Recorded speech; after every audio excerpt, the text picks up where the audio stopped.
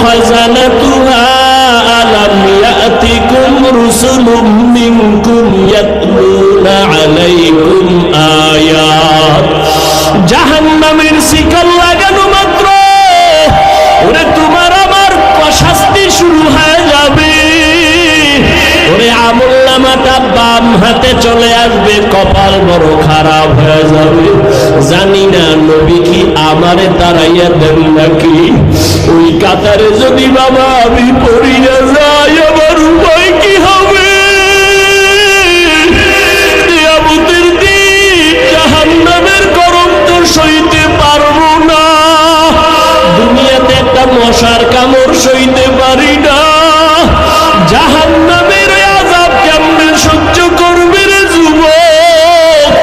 ও বেনামাজি বাবারা, ও দাড়ি কামানেওয়ালা বাবারা, ও বেপরদাওয়ালা বাবারা, ও মা বোনেরা, মাওলার কাছে দুই ফোঁটা চোখের পানি সারিয়া দাও।